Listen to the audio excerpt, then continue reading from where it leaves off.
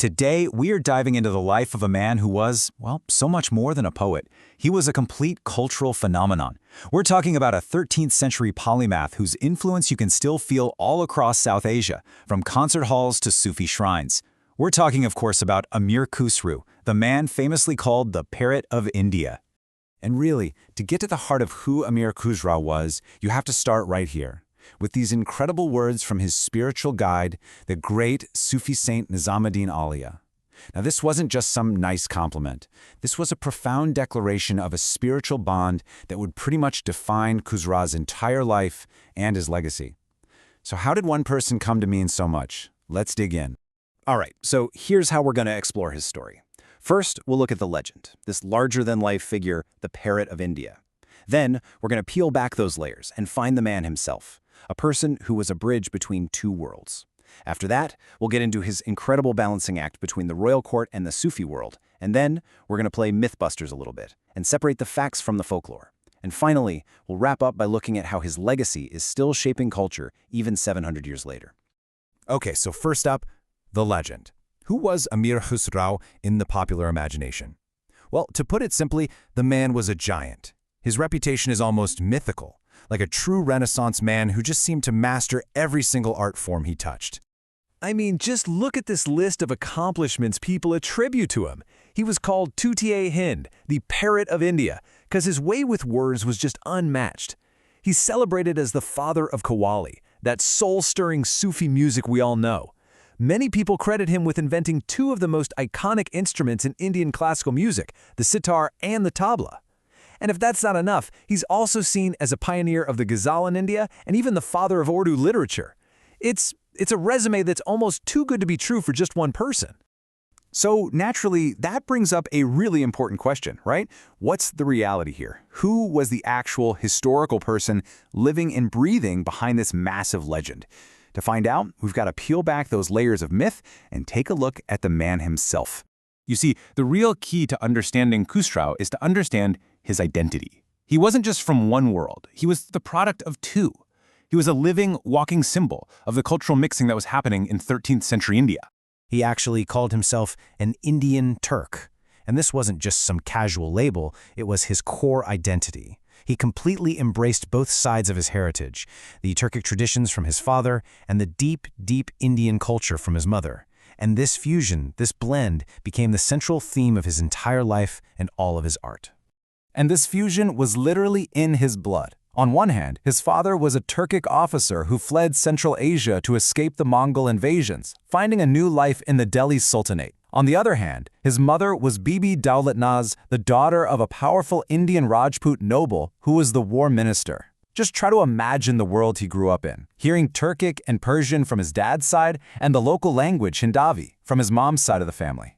So he was born in 1253, and his life took a huge turn when he was just 8 years old. His father passed away. He ended up being raised by his Indian maternal grandfather, a really high-ranking noble, which just deepened his connection to his Indian roots even more. And the kid was a total prodigy. By age 9, he was already writing poetry.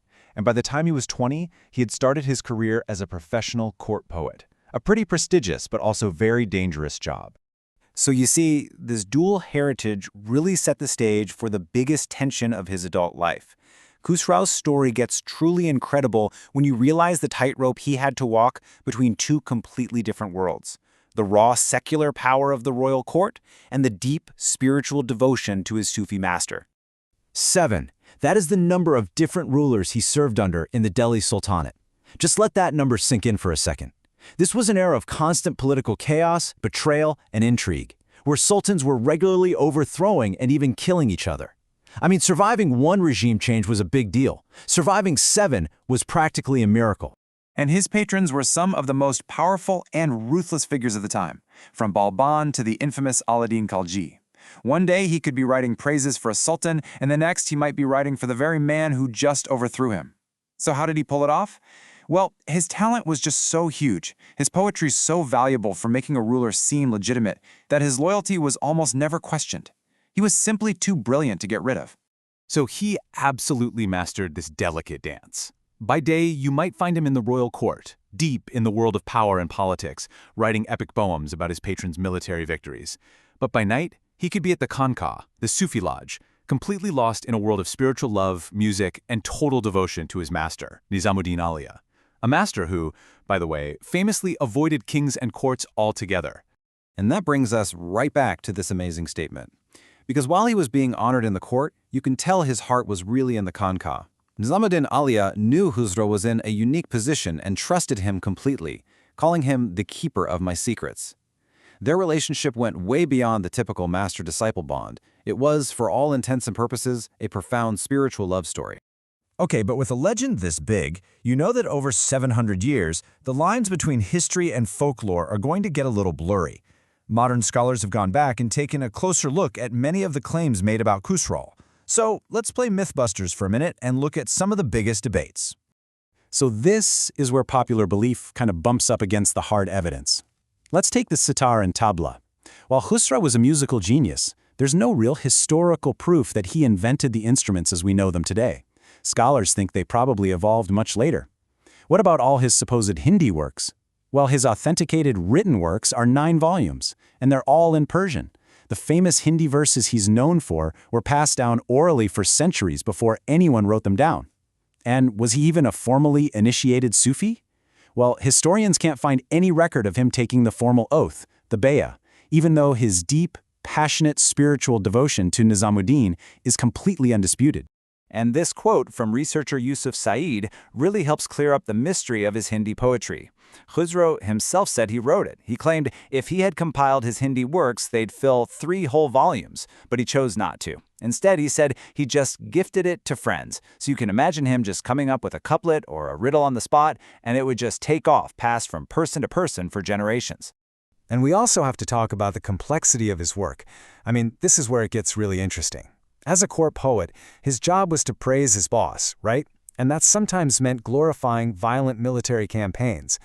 But then, in the very same works, he would write with this incredible passion and love for India, its seasons, its languages, its people.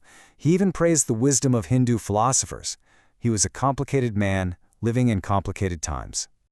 So, after separating the man from the myth, after looking at the controversies, what's the bottom line? What is his undeniable, lasting legacy? Well, it is absolutely immense. It's woven into the very fabric of South Asian culture. You can really boil it down to 5 massive pillars. First, he was a cultural architect, a key player in creating that beautiful Ganga Jamuni culture, the blend of Hindu and Muslim traditions. Second, he's the undisputed father of Qawwali, mixing Persian, Arabic, and Indian sounds into something totally new and powerful. Third, a linguistic pioneer. He championed the local language, Hindavi, and turned it into an art form. Fourth, his mastery of Persian poetry is just legendary. And finally, his bond with Nizamuddin Aulia remains the ultimate ideal of spiritual love and devotion. And you know, his voice literally lives on. His compositions are still everywhere. Chop Tilak and Aaj Rang Hai are staples you'll hear at every Sufi shrine. The lyrics of Sakal Ban are sung during the spring festival of Basant. His famous bilingual ghazal Zehal-e-Miskin is a masterclass in blending languages. And even the playful riddles, the pahelis that he made up on the spot, they're still told and enjoyed today.